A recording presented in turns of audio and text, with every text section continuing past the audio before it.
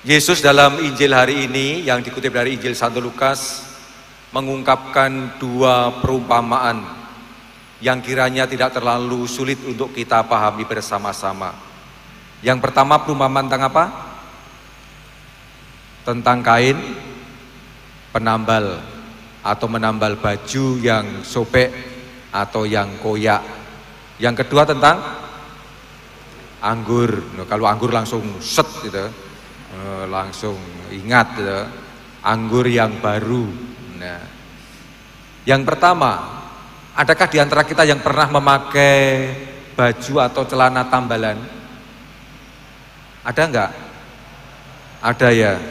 Jangan-jangan sekarang ada yang sedang pakai ini. Pernah menambal celana atau baju yang sobek? Menambal sendiri? Pernah? Pernah ya. Zaman sekarang nambal celana pernah? Luar biasa.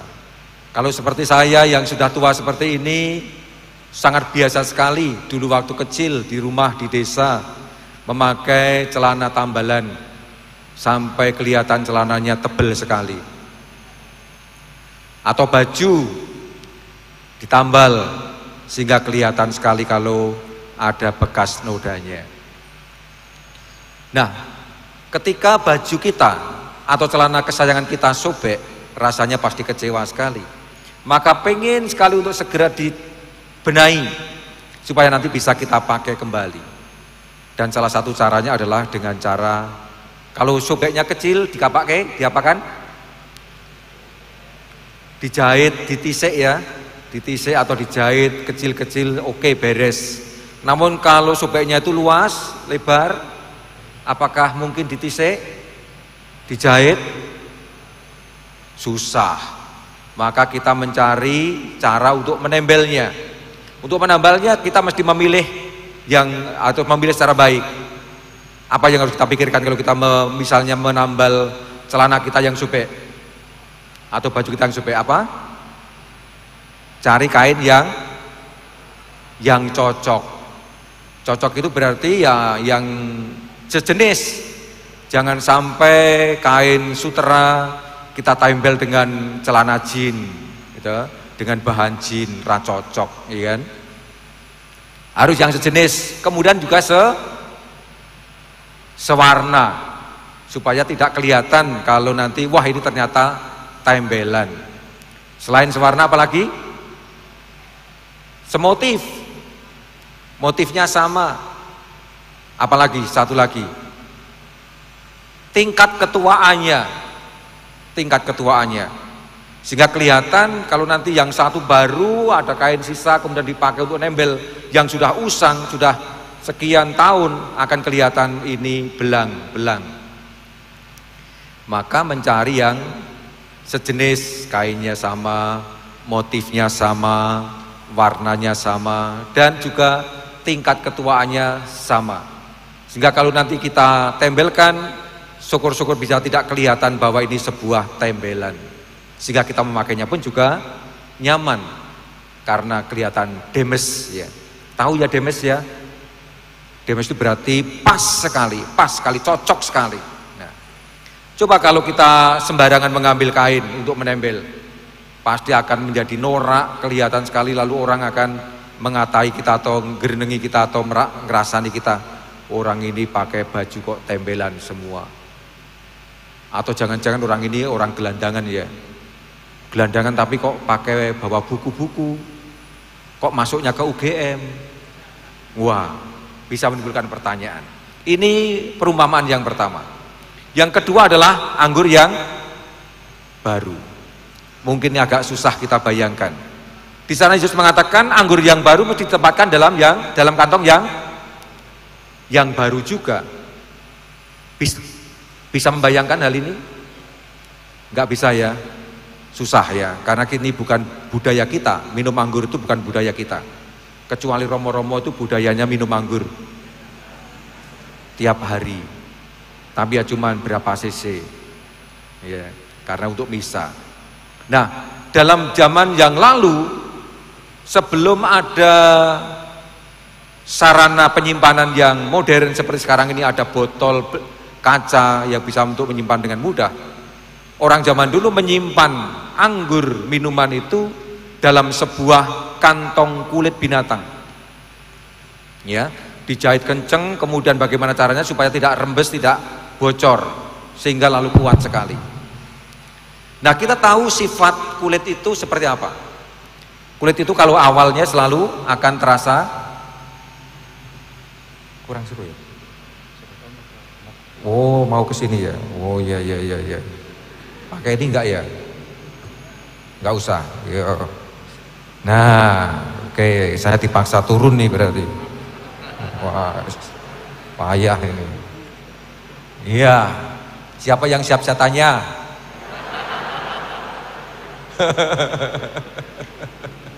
Iya, tadi saya katakan bahwa kulit itu sifatnya apa? Siapa yang bisa menjawab? Ada yang menjadi penyamak kulit di sini? Enggak ada ya. Ada yang pernah makan kulit? Hah? Gimana, Bu? Rambak. Oh, makan rambak, krecek itu juga kulit ya kan? Enak enggak? Enak ya. Padahal itu kulit yang waduh enggak karuan itu sebenarnya, pengolahannya enggak karuan. Nah, kita tahu bahwa kulit itu mempunyai sifat yang khas sekali. Ketika masih baru akan nampak lentur, ulet tidak mudah dirobek. Coba, ada yang pakai sepatu kulit? Ada? Biasanya ke sepatu kulit yang tua-tua biasanya. Nah, ini sebagai cadangan kalau nanti kekurangan lauk. Kalau kurangan lauk, kemudian sepatu kulitnya dimasak, digoreng gitu, dikum dulu, direndam dulu sekian hari, kemudian baru digoreng gitu ya, jadi lauk yang jos. Maka hati-hati kalau nanti disuruh makan oleh ibu-ibu krecek ya, hati-hati itu. Jangan-jangan itu bagian dari sepatunya. Nah, kulit kalau masih baru itu selalu lentur, kuat, ulet, dan tidak mudah robek. Maka itulah diharapkan anggur yang baru ditempatkan ke situ. Sementara kulit itu makin lama makin apa? Makin kaku. Apalagi? Makin tipis. Kok iso? Itu kalau dipakai terus makin tipis ya kan? Kulit itu kalau kulit itu semakin lama makin kaku dan mudah retak.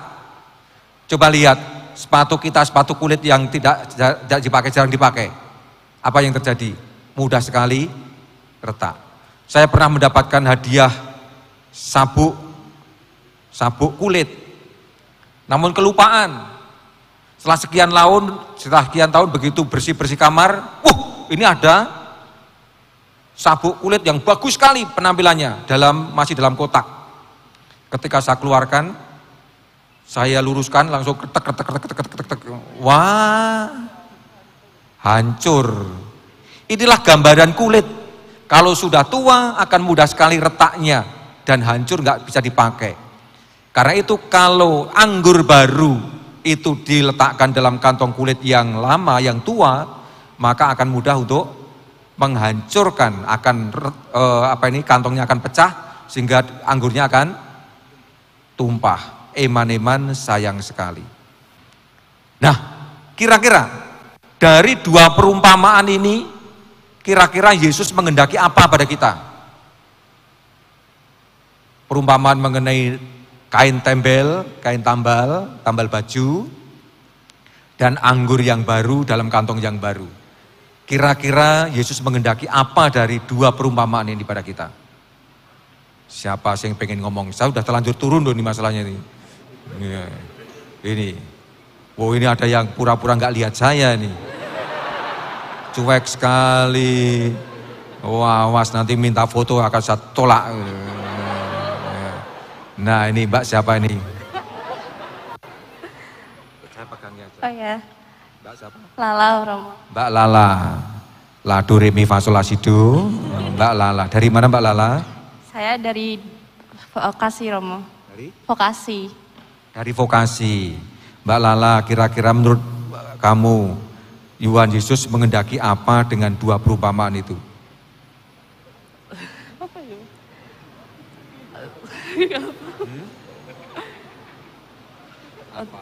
Mengendaki apa terhadap kamu misalnya? Nangkap apa? Untuk tetap berubah menjadi sesuatu yang baru. Selalu berubah untuk menjadi sesuatu yang baru. Jadi kamu mau berubah menjadi apa?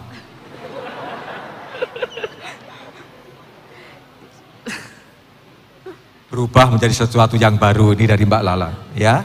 Mengikuti lingkungan gitu Romo. Mengikuti lingkungan. Kalau lingkungannya ke kali, kamu ikut ke kali. Maksudnya apa? Menyesuaikan diri gitu ya. Menyesuaikan diri dengan lingkungan. Kalau lingkungan jahat, ikut jahat. Kalau lingkungan pencuri, ikut mencuri. Gitu. Kalau lingkungannya itu bandit, ikut bandit. Gitu.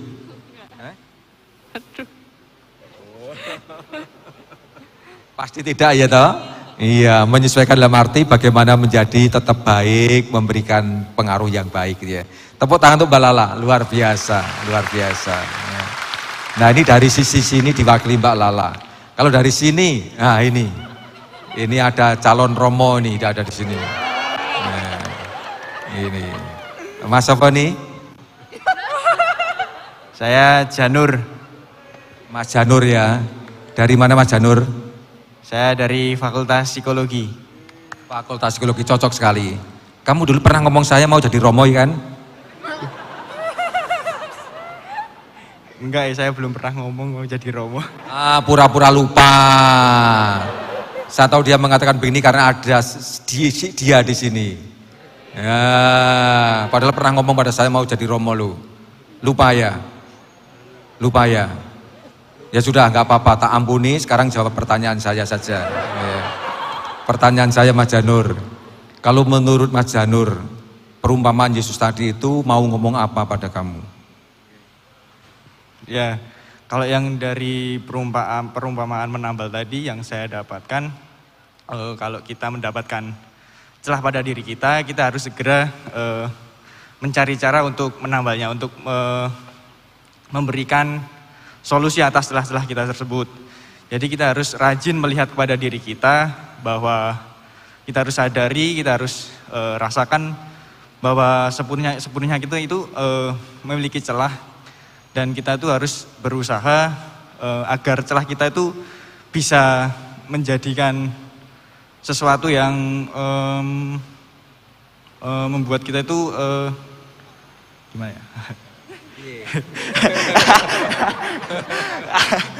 Ya, jadi agar celah kita itu bisa dijadikan sesuatu yang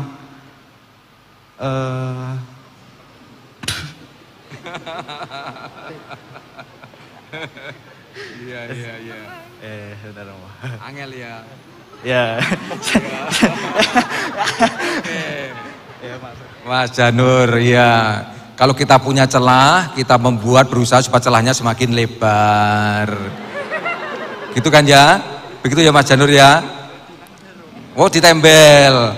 Saya menafsirkan kalau kita punya kekurangan, lalu segera dibenahi, ditutupi dengan hal yang baik, yang bisa menjadi serasi kembali gitu kan ya? Dengan hal yang baru. Gitu ya Mas Janur ya? Kira-kira ya? Luar biasa. Tepuk tangan untuk Mas Janur. Wah, hebat tenan. Iya, mahasiswa UGM itu mesti ditanya dadaan selalu bisa menjawab dengan baik, luar biasa. Iki apa lagi? Oh, iya. Ya? Iya, tembelan ini persis tembelan. Contoh tembelan ini seperti ini. Ini ada keramik yang rusak itu, kemudian ditempel dengan semen.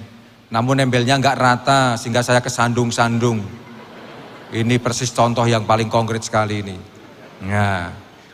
Nah, terima kasih untuk Mbak Lala dan Mas Janur yang memberikan inspirasi untuk kita semua berkaitan dengan soal perumpamaan yang Yesus sampaikan hari ini. Yesus mengendaki dengan perumpamaannya adalah bahwa hendaknya antara lain selain yang sampaikan teman-teman tadi, supaya kita senantiasa melakukan pembaharuan diri. Termasuk ketika ada kekurangan sana sini mencoba untuk membaharui diri. Namun juga selalu senantiasa mencoba untuk membaharui diri. Nah, pembaharuannya di mana untuk kita semua? Apa yang mesti kita perbarui dalam diri kita ini? Ada dua hal yang ingin saya sampaikan pada kesempatan ini. Yang pertama, kita semua dengan sakramen baptis telah ditebus dan diangkat menjadi anak Allah dan menjadi murid-murid Yesus Kristus. Maka pembaruan kita buat dengan cara adalah bagaimana saya menjadi atau menghidupi kemuritan ini dalam kehidupan sehari-hari. Dengan cara bagaimana menjadi semakin bersatu dengan Yesus Kristus yang menjadi junjungan saya. Bersatu dengan Yesus Kristus berarti yang pertama, saya semakin paham, semakin mengerti siapa dia yang saya imani, siapa dia yang saya puji-puji, siapa dia yang saya ikuti. Dengan berbagai macam cara, yakni mencari informasi yang baik, mendapatkan informasi yang baik, yang tepat mengenai Yesus Kristus sebagai Tuhan kita. Tidak hanya paham secara kognitif, namun juga mengimaninya dalam hati kita. Dalam arti sungguh-sungguh berjuang untuk hidup sesuai dengan iman itu dalam keseharian. Yakni dengan melaksanakan apa yang menjadi tuntunan iman kita. Menjadi tuntunan Yesus Kristus, yakni hidup dalam kasih dan pelayanan satu terhadap yang lain. Menghidupi iman dalam keseharian. Dan sekaligus membela iman itu, melindungi iman itu, memperjuangkan, mewartakannya dalam kehidupan sehari-hari. Anda semua tinggal hidup di masyarakat yang sangat plural, di mana ada begitu banyak tantangan yang bisa menggoda iman kita, yang bisa menantang iman kita. Entah itu pekerjaan, entah itu tantangan iman kita yang paling nampak. Pekerjaan kalau sudah selesai kuliah ya kan. Kalau selama kuliah apa tantangan yang paling kuat dalam iman? Hah? Apa? Apa Romo? Pak? Bu? Rekan-rekan mahasiswa? Wah, rakurungu aku. Aduh tenan nih. Tantangan-tantangan orang muda zaman sekarang untuk iman kita apa? Misalnya? Bangun pagi. Kuwi tantangan yo. Oh, tantangannya nyelekete banget bangun pagi tok itu. Ya, tapi tantangan jelas ya, karena sulit bangun pagi lalu tidak ke gereja, kemudian bolos sekolah, itu macam-macam akhirnya kan. Nah, tidak makan akhirnya mati. Ya. Apa tantangan orang muda yang kalian hadapi sekarang ini untuk iman? Oh, yes, melirik saya nih. Apa Mbak tantangan yang kerap kali dihadapi orang-orang muda sekarang? Suka males ke gereja. Suka males ke gereja, senangnya pergi ke mall, ya kan? Apalagi? Kadang lupa berdoa gitu Romo. Kadang lupa berdoa karena memang tidak pernah berdoa. Gitu. Terus apa lagi? Ya itu sih Romo sering-seringnya. Sering-seringnya itu ya, dua itu ya. Iya, males dan lupa berdoa. Gitu ya. Nah, siapa lagi yang bisa mengatakan? Iki. Sopo iki? Diri gene. Gimana Romo? Oh, bingung dia. Ini frater ya? Amin. Mosok. Tantangan orang muda apa Mas? Saiki Mas. Cinta. Cinta. Iya. Bukannya kita itu dipanggil untuk saling mencintai. Kenapa kok cinta justru tantangan untuk iman? Kenapa? Antara dia dan Yesus. Antara dia dan Yesus. Dia itu maksudnya Maria atau siapa dia gitu? Dia yang tertutup tembok tebal. Tertutup tembok yang tebal. Tembok yang tebal dan tinggi. Dia itu tembok yang tebal dan tinggi. Wah, angel iki. Iki ngomong apa to kowe? Terus terang wae, terus terang jelas opo gitu loh. Beda keyakinan. Alah. Beda keyakinan. Beda keyakinan sampai digambarkan seperti tembok yang tinggi dan tebal sehingga tidak kuat memanjatnya gitu. Gitu ya. Cinta. Angel yo. Berat. Berat. Nek berat yo dilepas wae to. Itu berat ya dilepas aja. Kamu merasa berat itu kan karena kamu angkat. Kalau tidak kamu angkat kan ringan, nggak ada beban sama sekali, ya kan? Nah, itu teorinya prakteknya ngono kuwi. Cinta. Bener banyak yang mengalami seperti Mas Sopogi? Valdi. Mas Aldi, seperti Mas Aldi, ada yang seperti itu? Bener ya? Nah, ngopo aduh-aduh, kenapa jauh-jauh mencari pacar? Di sini aja banyak sekali nganggurnya. Jomblo semua ya kan? Yang penting bukan frater-frater lo ya, jangan. Awas kalau frater-frater ya. Tak kamplengi kalau frater-frater itu. Iya, ini Mas Aldi luar biasa sharingnya. Gitu. Ceto ya, cinta. Cinta itu mengalahkan logika. Ya. Cinta mengalahkan logika katanya itu. Nah ini salah satu tantangan kita yang sangat kuat ya dalam kehidupan kita sehari-hari sebagai orang muda di UGM ini misalnya. Kita hidup bersama dengan sekian banyak mahasiswa. Ada berapa mahasiswa kita? Berapa? Total? Pernah hitung belum? Payah. 50.000. Tadi saya hitung satu persatu. 50.000 dan bahkan mungkin lebih ya. Pluralitasnya kuat sekali. Sehingga kalau kita tidak kuat dalam iman, kita bisa terguncangkan di situ. Semuanya karena cinta. Wah, kayak lagunya Aldi kayak itu. Nah, maka kita mesti membekali diri dengan berbagai macam pemahaman, namun juga sekaligus mengiman dengan baik secara sungguh-sungguh dan membela diri. Dengan kondisi apapun, berjuang untuk menjadi tetap murid-murid Kristus yang setia. Jangan sampai kita lepas. Kalaupun harus ketemu dengan teman-teman kita yang tidak seiman, jadikanlah teman, sahabat, seperjuangan. Dalam arti menjadi teman yang bisa saling menolong, saling menopang satu sama lain. Ini yang pertama. Yang kedua, dekat bersatu dengan Yesus berarti saya terlibat di dalam karya Yesus yang datang ke dunia ini untuk mencari dan menyelamatkan. Yesus datang ke dunia mencari dan menyelamatkan. Maka bagaimana caranya saya terlibat dalam karya itu? Dengan ikut menyelamatkan saudara-saudara kita, sahabat kita yang mungkin sedang mengalami kesusahan hidup, sedang mengalami kegelapan hidup. Berani untuk mendekati, ngerengkuh, ngerangkul, dan diajak berbicara supaya kembali ke jalan yang benar. Inilah panggilan kita. Dan yang ketiga adalah selalu membawa misi kita, yakni selalu menjadi pewarta kabar sukacita. Dengan cara inilah kita akan bisa bergerak bersama Yesus dan menghasilkan buah-buah yang berkelimpahan. Dan buah itu tidak lain adalah kegembiraan dan damai sejahtera. Ini ajakan Yesus hari ini melalui perumpamaan-perumpamaan hari ini.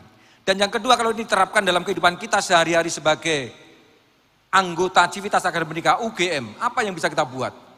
Kita sebagai dosen, kita sebagai tendik, kita sebagai mahasiswa-mahasiswi, apa yang bisa kita buat di tempat ini? Kita para mahasiswa mempunyai kesempatan yang luar biasa untuk belajar di tempat ini. Begitu banyak mahasiswa atau orang-orang muda kita yang pengen belajar di tempat ini,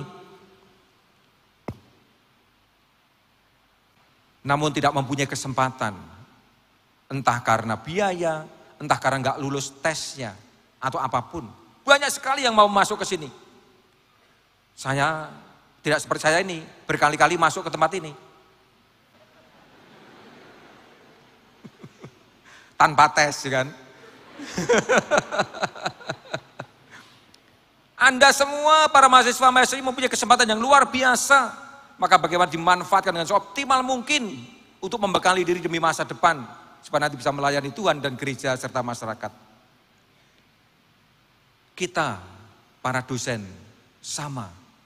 Anda semua para dosen mempunyai kesempatan bekerja di tempat yang sangat prestis. Yang sangat favorit, yang banyak diimpikan banyak orang. Maka di kesempatan yang sangat bagus sekali untuk melakukan sesuatu yang terbaik untuk Tuhan dan masyarakat. Dan Anda yang tendik sama, mempunyai kesempatan yang bagus bekerja di tempat yang sangat favorit ini.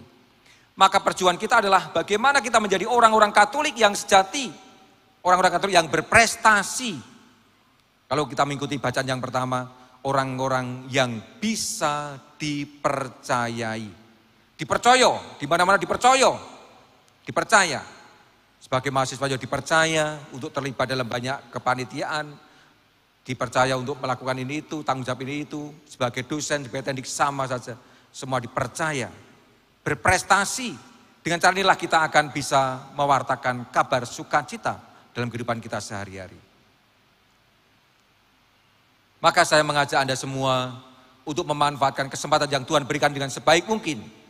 Dengan cara inilah kita bisa bersatu dengan Kristus, bergerak bersama Kristus, dan menghasilkan buah-buah yang berkelimpahan, yakni sukacita, keselamatan yang kita bagikan kepada orang-orang sekitar kita. Dengan membawa pembaharuan hidup. Namun Yesus mengatakan bahwa membawa pembaharuan tidak selalu mudah, bukannya tanpa tantangan. Selalu akan ada orang-orang yang mencibirkan, yang tidak suka, yang akan menolak. Maka Yesus dalam bacaan Injil bagian terakhir mengatakan, tiada seorang pun yang biasa minum anggur yang tua akan mau minum anggur yang muda. Karena dia akan berkata, yang tua itu baik. Ini mau mengungkapkan, kadang-kadang perubahan-perubahan yang kita buat tidak selalu mendapatkan respon yang baik.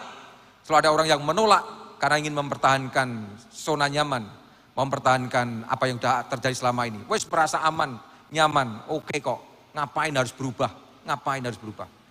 Kita orang-orang Katolik sebagai mahasiswa, sebagai dosen, sebagai tendik mesti membawa perubahan dalam kehidupan bersama menjadi semakin baik. Seperti yang katakan Lala tadi, menyesuaikan lingkungan itu seperti apa, namun bukan menjadi buruk, menjadi semakin baik. Saya sangat terkesan sekali dengan apa yang disampaikan oleh rektor kita yang baru, Ibu Ova Emilia, pada saat pelantikannya. Dia menyampaikan untuk semakin memperkuat pendalaman dan pemaknaan jati diri UGM sebagai Universitas Pancasila, Universitas Nasional, Universitas Kerakyatan, Universitas Kebangsaan, seperti yang juga disampaikan oleh Bapak Ari. Maka bagaimana kita bersama-sama dengan universitas ini mencoba menjadikan universitas kita menjadi universitas kebangsaan, nasionalitas, Universitas Pancasila. Karena apa? Dengan cara inilah UGM kita semua bisa berkiprah lebih banyak lagi sampai ke seluruh dunia atau paling tidak seluruh Indonesia. Maka saudara-saudara yang terkasih, mari kita memaknai sabda Yesus hari ini dengan selalu membuat pembaharuan hidup. Membaharui kemuritan kita untuk selalu dekat dengan Yesus, ikut terlibat dalam dinamika pelayanan Yesus, keselamatannya, dan sekaligus menghasilkan buah yang berkelimpahan, yakni sukacita, damai yang kita wartakan, kita bagikan melalui kebaikan-kebaikan kita. Kemuliaan kepada Bapa dan Putera dan Roh Kudus,